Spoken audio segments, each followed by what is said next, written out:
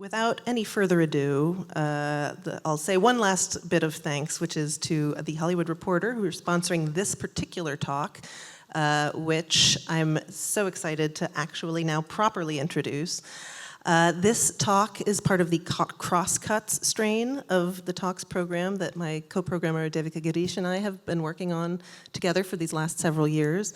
Crosscuts we see as a really exciting and sort of generative opportunity to bring together two artists from across the festival lineup to come into conversation in a really in-depth, intimate format and really get at the work that they do, the work that they have done, and the ways in which their respective projects perhaps illuminate things about one another. And I couldn't be more excited to have with me on stage today the stars of main slate selection Late Fame, Willem Dafoe.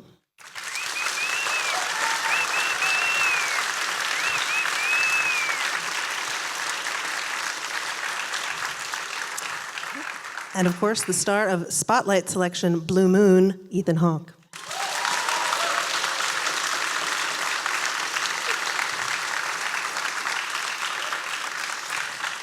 Before we get into it, I'll just add, you may have had the opportunity to see Late Fame at this afternoon's screening right before this event. There will be more opportunities to see it in the coming days. And the New York premiere of Blue Moon will be taking place tomorrow. So if this conversation piques your interest, I hope you will check out both films because they're both extraordinary. And I think we're going to have a good time getting into them in this conversation. So, to begin with, I like to start these conversations with a question about the project that brings you to the festival this year. Neither of you are new to the festival. You're repeat offenders, veterans, however you want to put it.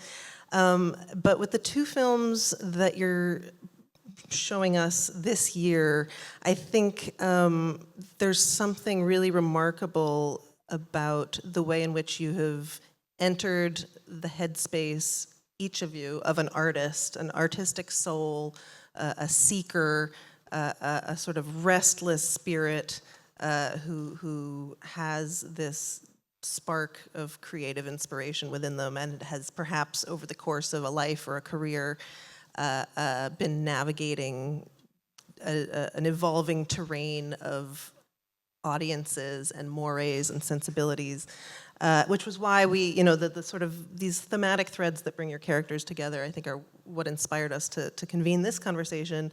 But so I'll start with you, Willem. If you could just tell us a little bit about what initially drew you to this character of Ed Saxberger, this project that you embarked on with director Kent Jones. Could you just bring us into the picture a little? Okay. Usually it's not the character, it's the whole thing. It started when I read this novella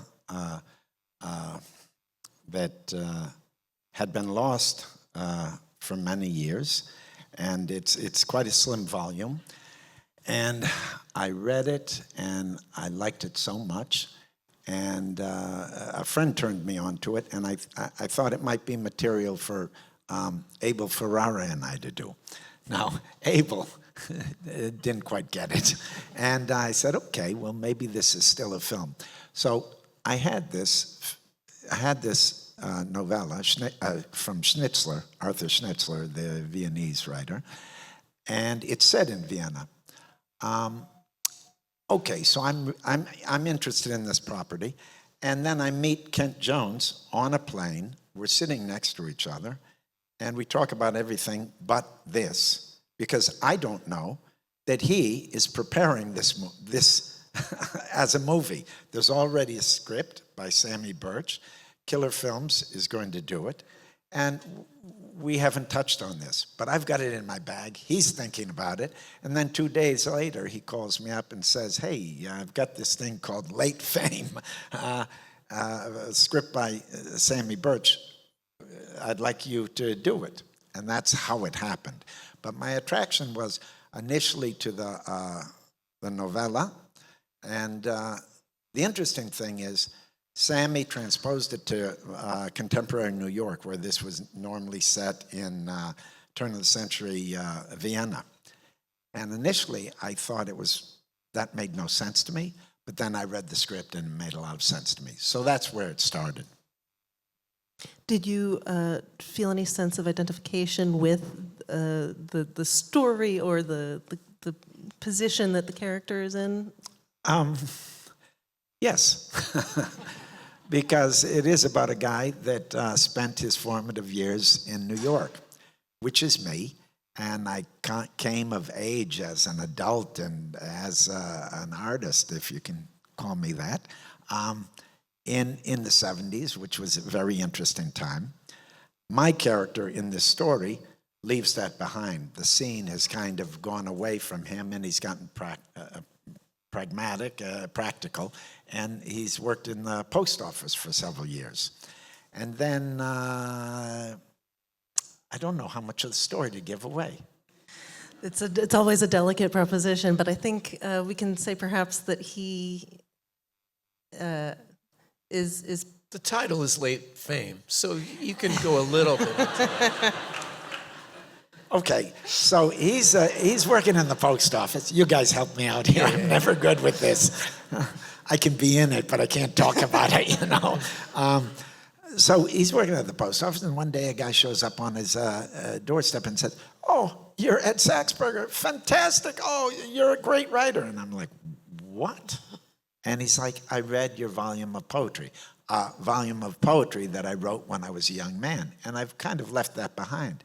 And slowly, they, through flattery and camaraderie and interest in these young people that want to make art and poetry, I get sucked into their circle. And I start to entertain the possibility of returning to writing. When I'm kind of a guy that's at peace, I've got a simple life, but I flirt with that going back to my early days. So if there are stations in life, which I experience. I'm older now. I've been doing what I do for a long time, and sometimes people, you know, prod me for war stories, or they want to know what it was like back then. There's a kind of nostalgia during the 70s, because it was an interesting time.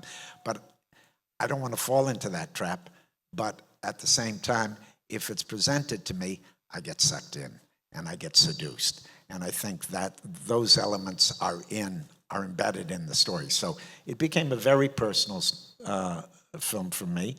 And also, we're shooting in New York. And I'm probably less in New York now because I work a lot and I travel with my work. So it had all the elements of things that are going on in my mind and going on in my life, and kind of reflecting back on my earlier years. So that story pushed me toward that. So, like, what did I need to prepare? Very little. I had to let the story work on me and entertain certain feelings. Now I turn to you, Ethan, with a similar question, with a slightly different context. Of course, in Blue Moon, you play Lorenz Hart of Rodgers and Hart fame, who I think, in your interpretation, is an incredibly complicated individual who only allows access into certain parts of himself, except when the guard comes down and we see a more vulnerable Lorenz Hart.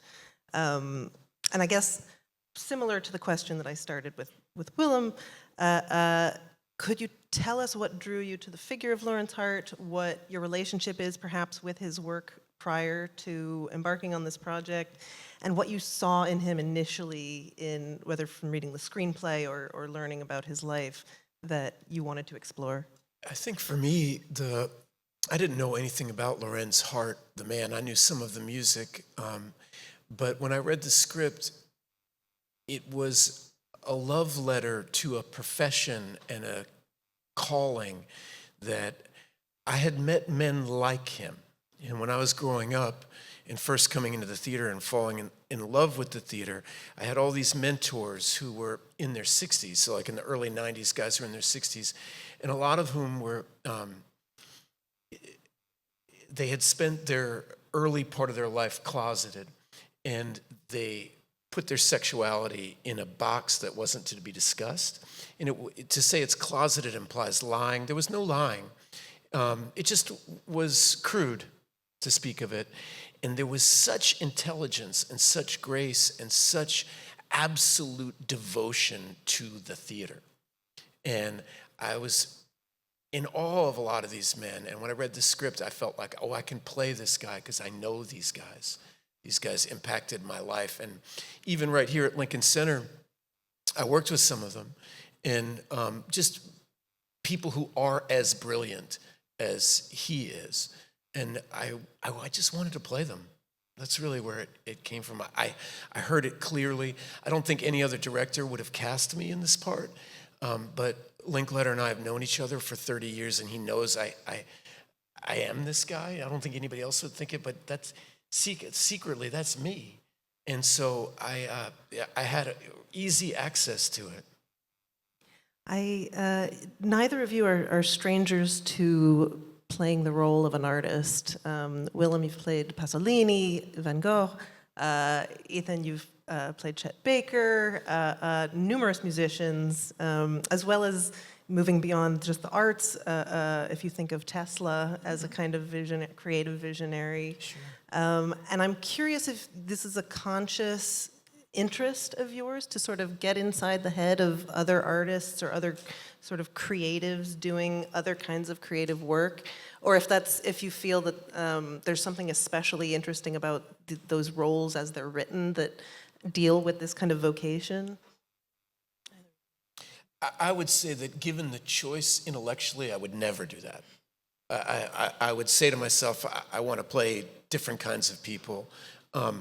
I somehow gravitate to it, but it's not intellectual. I think one of my favorite all-time filmmakers is Bob Fosse, and at one point, I realized that all his films are about artists, and there's a lot to say there about humanity. It doesn't, it's like somebody makes all their films about cops or something like that. Inside sports or anything, you can explore a larger theme than just the arts. I'm shocked how many I've done in my life, and it surprises me, and I regret it and am embarrassed by it. Well, we reap the benefits, I think, but... The artist question.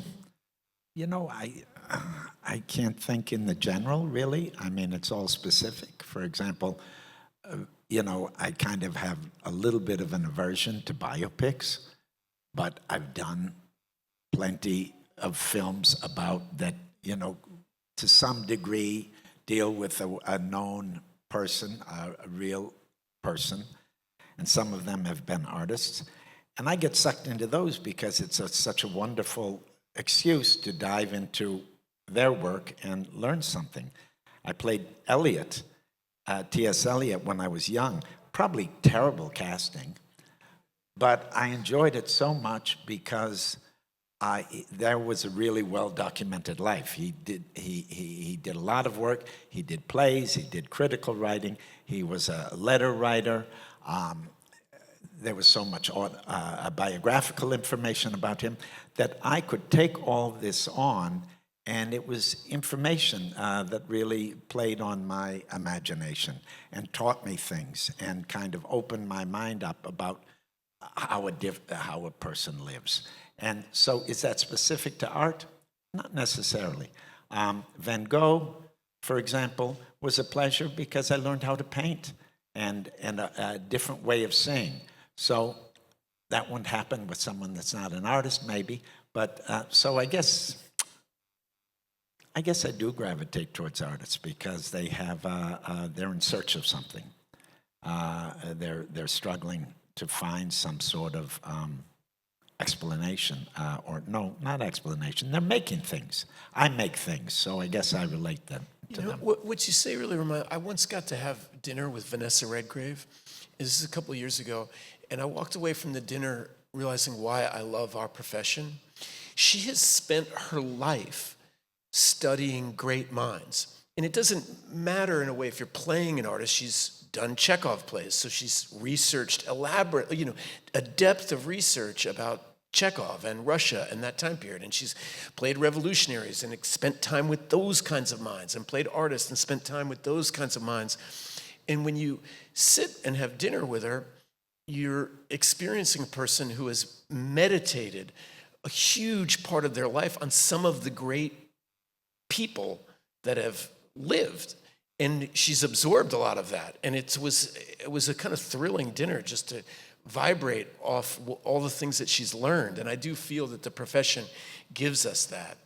And I too feel the same way about biopics generally, but if you could make a good one, and there are some good ones, and as an actor, they're so fun because of what you learn. Yeah, I always say to myself, if you're playing, Jesus Christ, you're not playing the Jesus Christ, you're playing a Jesus Christ. If you're playing Van Gogh, you're not playing the Van Gogh, you're playing a Van Gogh. Yeah, you're playing your Van Gogh. You're playing what? Your Van Gogh, in a lot of ways. It's like how Not even mine.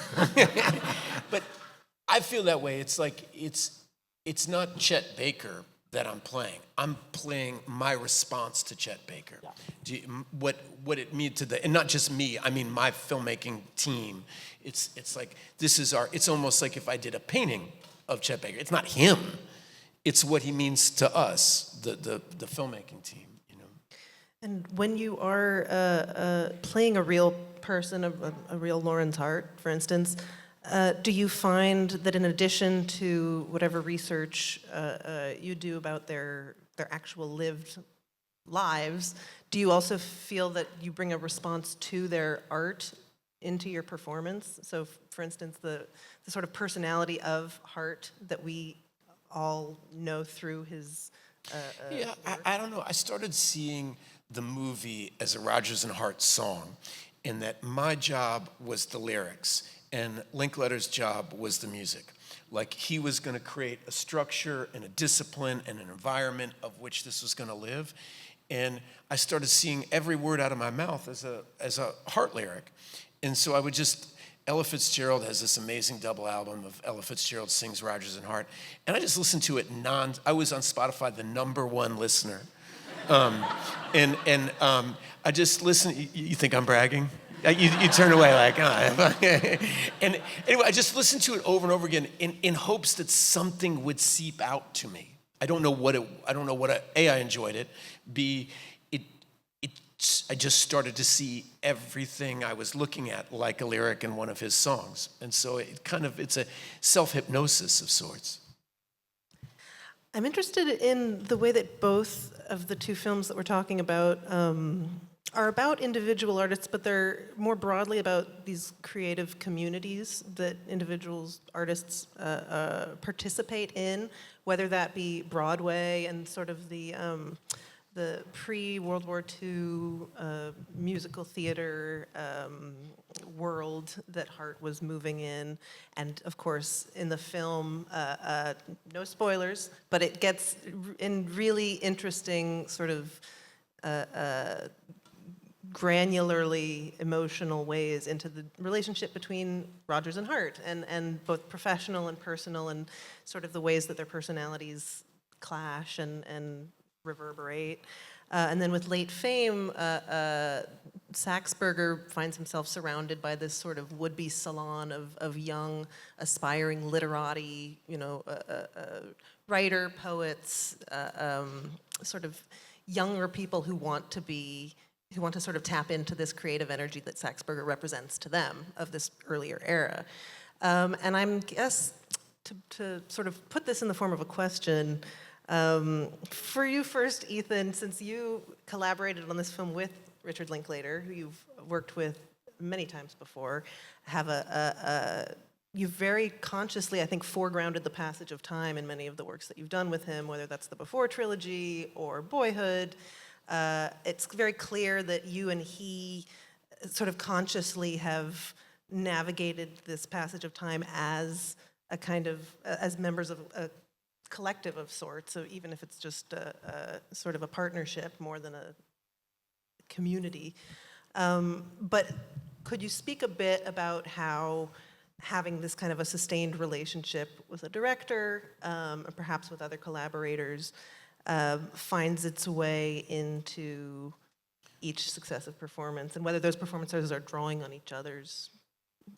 I remember I once saw an interview with Thich Nhat Hanh, who said the question is not to be or not to be, but to accept that you interbe, that it's not even a question, and that the interconnection of all of us all the time is reality. And so I say that to mean, like, when you mentioned Abel in relationship to this film, I see that. I was watching the movie thinking, God, I wonder if some of your work with Abel, I felt it in the movie, a shared sensibility that you two have. Their films together are astonishing. And I had the thought of, I see why you thought of it. It's something, your guys' work is connected somehow in my psyche, and Saxberger he's at a loss. The way that movie intersects the different kinds of communities you can live in and how difficult it is sometimes to connect those communities is really interesting. And for me,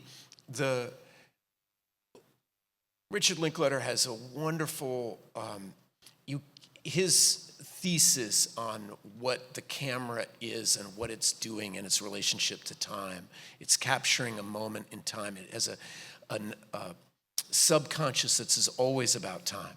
And he's obsessed with that in his work, and it's a shared obsession. We've been talking about it for 30 years. This is our second film that's in real time. And then Before Trilogy is 18 years, Boyhood's 12 years. It's all human beings in relationship to this graph that we seem to be placed on. Is very interesting to him. And as an actor, it's just informed my education. Do you have something more interesting to say about it? I got lost in my answer. I was listening. I don't know. There's lots of questions there. One thing that's interesting in Late Fame is that this guy arrives in New York, and he talks about there was a lot of poetry in the air. And he didn't have traditional aspirations. He didn't have, like, career desires, because there was no, how do poets make a living? So he arrived, and he was living the life. He was making things. He was going to readings. He was getting to know poets. He was in deep. But when the scene went away, he was left kind of high and dry, and he went someplace else with his life. So communities do support a certain activity, and I feel like I was a part of that. I mean, because without getting nostalgic about it, when I arrived in New York, there was so much, the city was defaulting on loans. The federal government was saying drop dead. It was dangerous. It was a mess. And what that did is pushed all these predominantly middle-class kids from other parts of the country to come and seek their fortune in New York. And they rejected traditional structures for career and making things. And they started to make their own. And there was a community, and I think that's why there was an explosion of this kind of do-it-yourself thing. Real estate allowed that to happen. People were homesteading, spaces. They had space to do work. And there was a community. When I worked with this company for many years called the Wooster Group, which was a downtown theater company, the director used to say, we're a community theater, and that drove me nuts. Because I didn't want to be a community theater, because the implication was that it was an amateur theater. But now I see in retrospect, that was the beauty of it. We were doing it for love. And we didn't have career aspirations. And we were able to take different kind of risks than if what you're doing is a commercial enterprise. So that was interesting. And that only lasted for a little while until either it went away or it got monetized and turned into careers. So the movie touches on that a little bit, but I think that's interesting. And those cycles happen, and I think there truly was an explosion in the art world, the dance world, the theater world in the 70s and 80s. And then that language, that new way of being gets taken by the mainstream, and they take the language, but sometimes they miss the origins of it, the sense of it. So we're waiting for the next cycle, I think.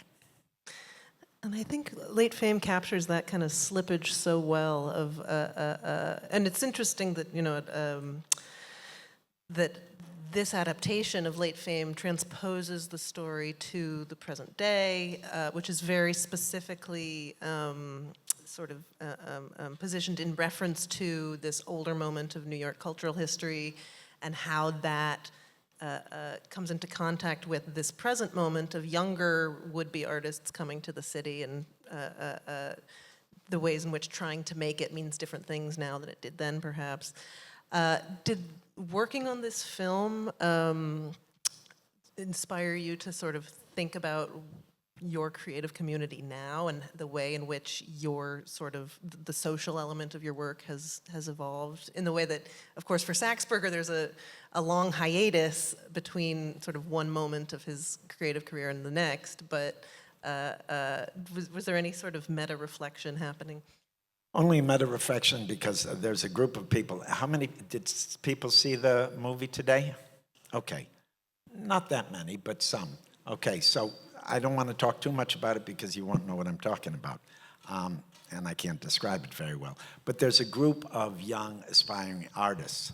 And in real life, these are young actors. They're starting out in their life. So there was a meta thing from a guy that's been working for a little while. They couldn't resist because we're working together and we're hanging out. He's kind of like, oh, what was it like?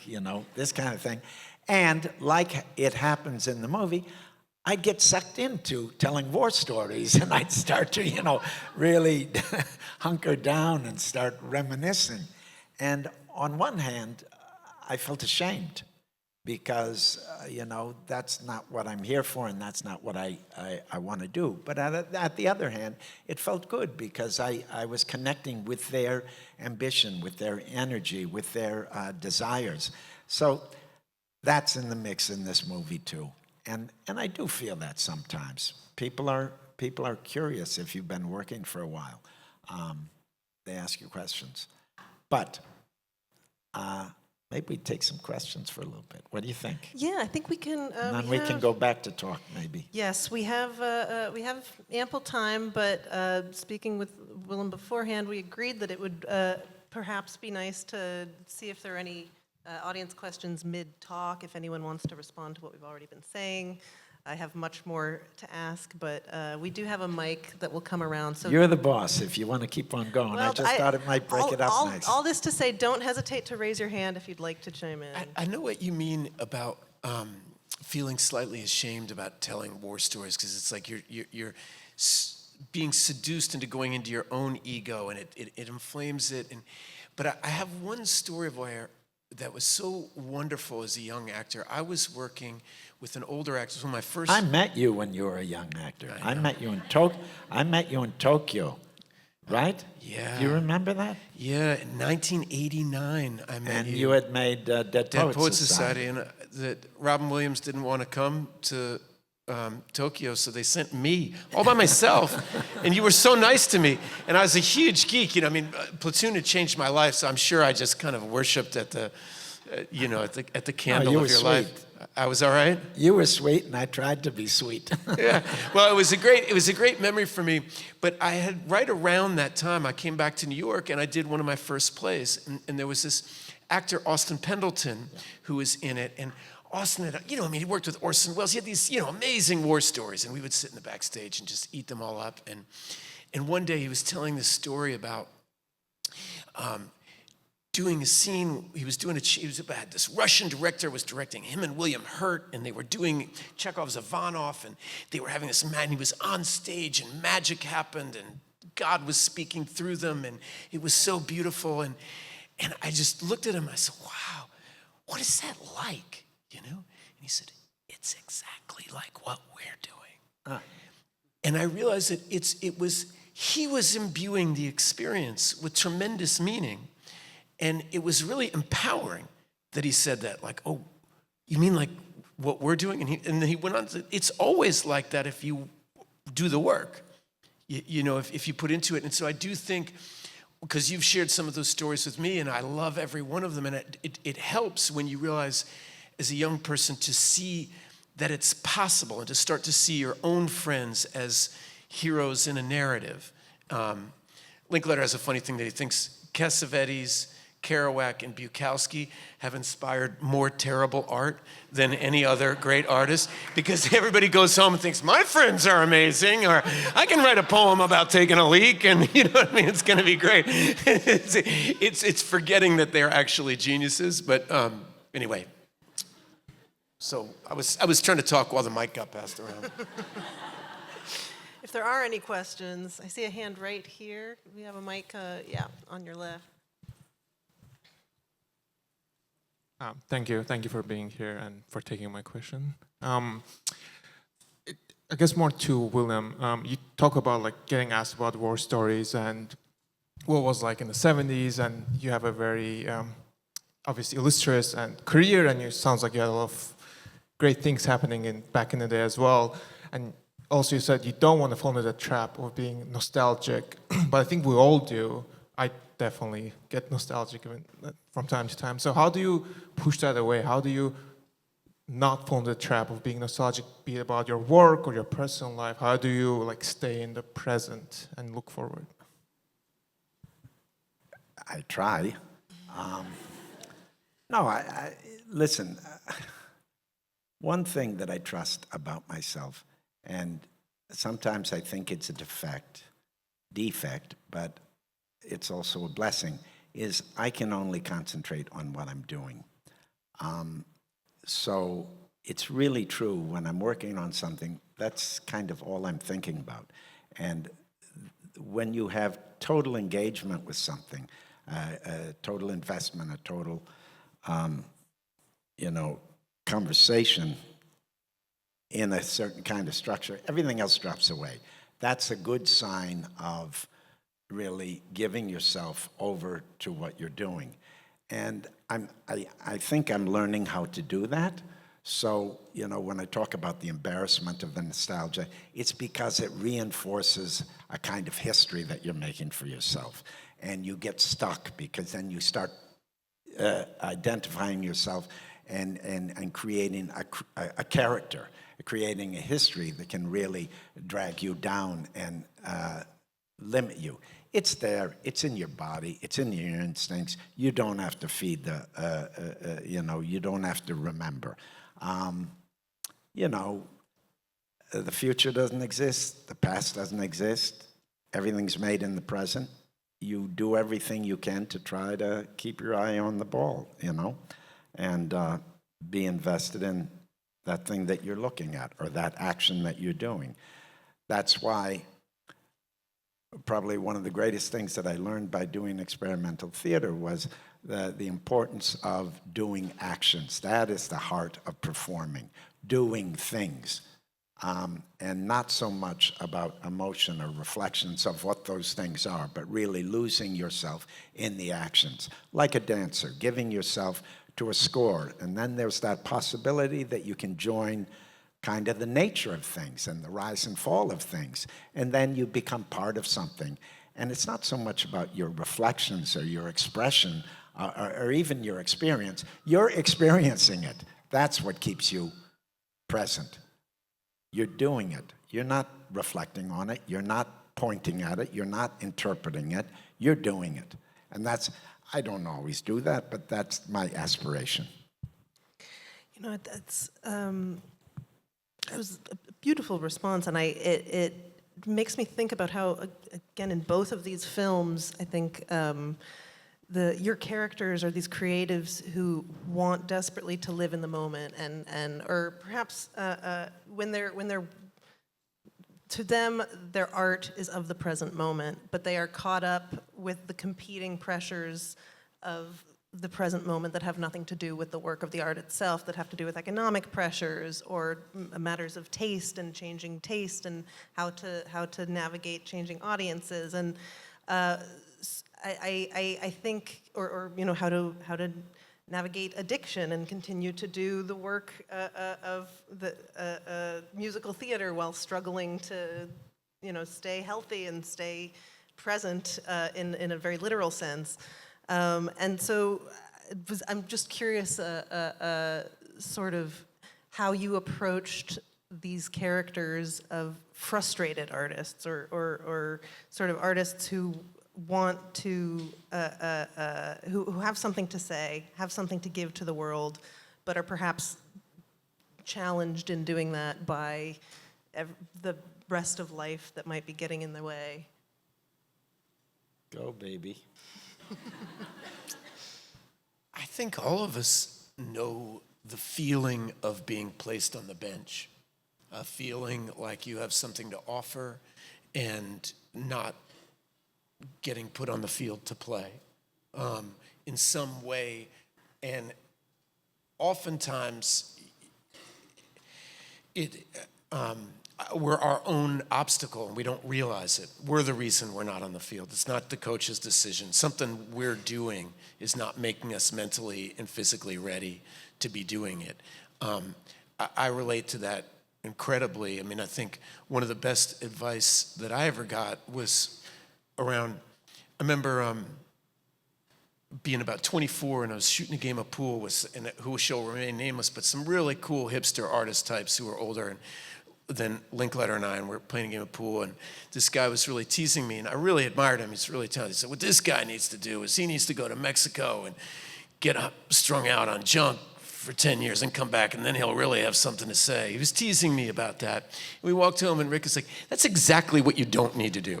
And he was like, he's like, I have an allergy to this idea that we need to create impediments for ourselves. When he was like saying that if you really look at the history of arts and you really study people you admire and the people who achieved their dreams and didn't achieve their dreams, it's not society, it's not somebody else. It's usually self-destruction is the greatest enemy to their own development. And he was like, my advice for you is to have none of those problems and keep working and work and have let your art be interesting and let your life be a bore. He's like, that was his advice. And I really like that. And I don't know if that answers your question, but. I'm thinking of Hart and yeah, like Hart is in a tremendous amount of pain. And that's where he is his own worst obstacle, right? He thinks the world is leaving behind. He thinks his friends leaving behind. He doesn't understand that he's kicked them all to the curb and they're reacting to that. And it's complicated. And it's wonderful as an actor to play those. I've had lots of friends who struggle with addiction. It's a great teacher. Some of the people who have survived that are some of the wisest people I know. Some of the most complex and compassionate people I know. And it makes Hart an extremely interesting person to play. I have all these interesting things to say, but they're not coming out. It sounded very interesting. Okay, good. We can take another question. Yeah, I see another one over here.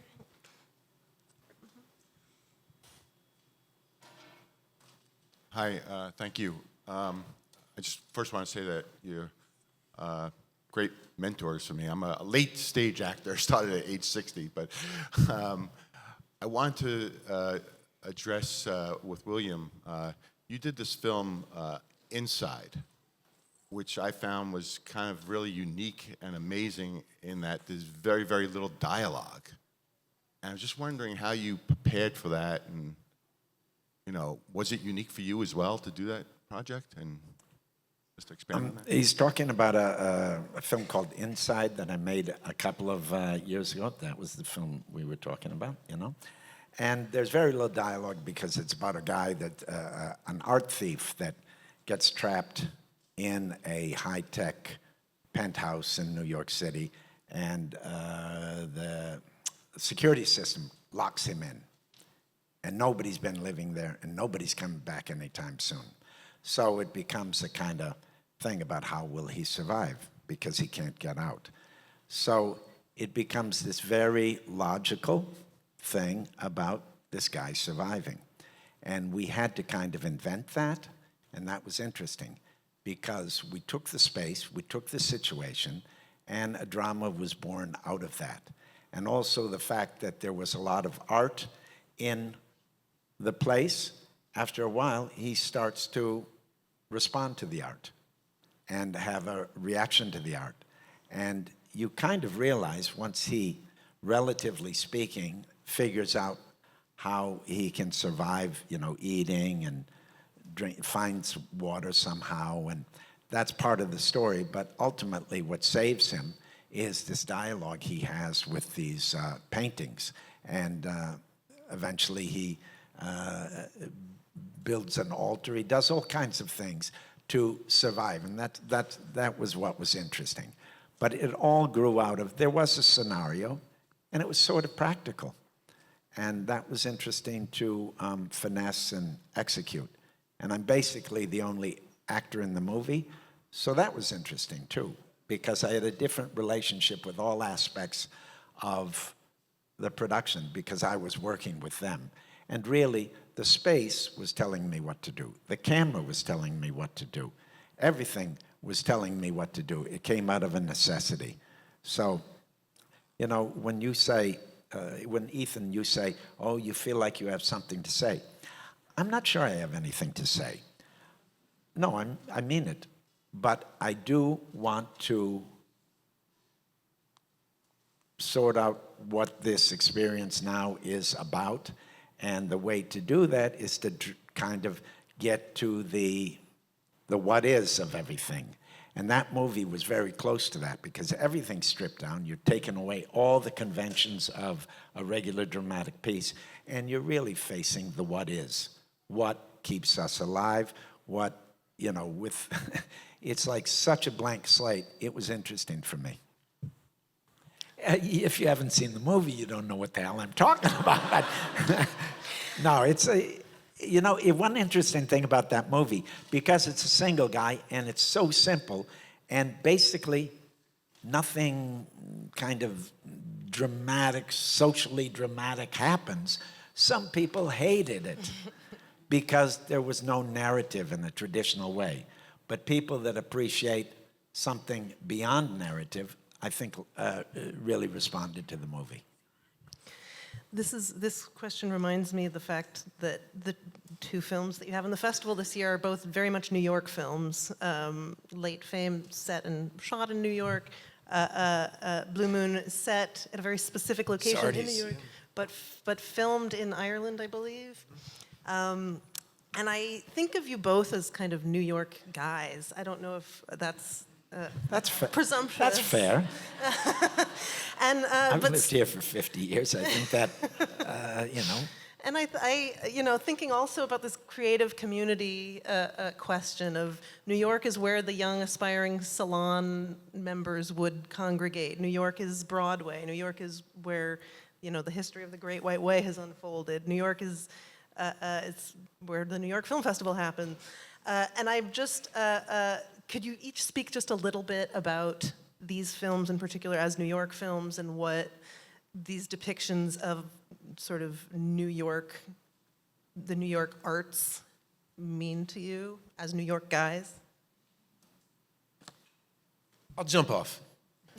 One is because when I saw Late Fame, it really provoked my brain to think about time and community and the scene of New York. Because when I first arrived here, I moved here in 1988, and myself and my immediate friends were chasing what we smelled that was happening at the Wooster Group, where we were smelling Sam Shepard. We could still, the scent of Patti Smith, the scent of Joe Chaikin, it was all here. There was a scene that we were chasing, and it was still close. And because my kids are growing up now, I have like a 23-year-old and a 27-year-old who are falling in love with the arts, and I find myself thinking a lot about is there a community for them? Where is it? I've lost it. That doesn't mean it. Because you're an old dude, man. I know, and you so don't know where it's at, baby. we don't know where it's at, and it makes me think about, is it there? Where is it? Where can they find it? Where, and how is it happening? And frankly, is there anything I could do to help? As the old guard, it's like there are people that help me, I worked with Joe Chaikin. He didn't have to help me. All these people were creating. Austin Pennell didn't have to be in a. I'm looking for the young people to help me. Yeah, well, that's kind of where. I'm a bloodsucker. But I do think about New York as a community space and what is the scene we're inhabiting, because we do influence each other so much. I'm fascinated that, I don't want to, there's a whole generation of actors, the names are obvious, Gene Hackman, Dustin Hoffman, De Niro, these people that I grew up loving. And it's strangely comforting that they're not still making movies. I think to myself, why are they not making more movies like they were in the 70s, that I love so much? Those guys are like, why aren't they doing it? And I'm like, oh, because the audiences aren't asking for those movies. The financial engine that's running things isn't to demand those movies. Could a movie like One Flew Over the Cuckoo's Nest, would that make money now? Would it get made? Would it get produced? Would people write about it? Would it be celebrated? I don't know, but I know that communities create renaissance, right? Like that, if we want the next wave that you spoke of, we all have to ask for it and make it and demand it and create it and say it's important and look for it and not be doing other things with our time. And so I do think a lot about what is the New York community, because I have lost it, and a lot of that is age. I was joking when you said, I asked this question too, where's the scene now? And there probably is. I just don't know it because I'm, working, I'm bouncing around, and so am I, yeah. Yeah, I'm doing my thing. But, I'm also struck by how different, because there's been that revolution of social network and internet, and everybody's got a phone now. That's the most radical thing that's happened, and I don't know how long. So people growing up now are very different with how I grew up. So we really can't compare. And I think also some of the brightest and most talented people are going into fields that didn't even exist when I was growing up. So you got to give it that. Yeah. So you don't know what's hanging on, I don't know. I have no crystal ball about where things are going. I just know certain things are dying, and they will make room for the next thing. And whether I'll be part of that or not, I don't know. But I think I joke about it. I say I'm a bloodsucker. I'm looking for the young people. I like the energy. Because sometimes when you deal with people that have been around for a while, they do get nostalgic and they do see better days, as great producers don't exist anymore, as a certain kind of movie is very difficult to make now and get financed. There's a lot of obstacles. Things have changed. So you're always, you're always pushed to that thing of, do I ride this out? Do I make a radical change? Do I take it a day at a time? There's a lot of questions floating around. And you don't want to, I love what I do so much that I don't want to die on it. So you gotta feel where the heat is, feel where the passion is, and feel where, to some degree, the effect is. When I say the effect, I don't think about success as much as I think if I make something beautiful, I want it to be seen. It's the natural thing, I guess. So that, for me, that's the struggle. And speaking of struggle, one of the problems when you start comparing these two things is my guy is not an artist. He's a post office worker who once upon a time, when he was a young man, I'm talking about the character in Late Fame, who once upon a time, as a young man, aspired to be an artist and did write poetry. And it's about that flirtation with going back and returning to that. But it's kind of impossible, and we feel that in the comedy and the drama of the movie. I think, we are just about right out of time. There's so much to be said, and there's more to be said, but for now, I have to thank you all for joining us. Please remain seated until our guests have exited, because we do have. It's wonderful to speak with places you to all be. today. I really I do feel like we're in a cafeteria. It's really fun. Thanks for being here. Really appreciate it.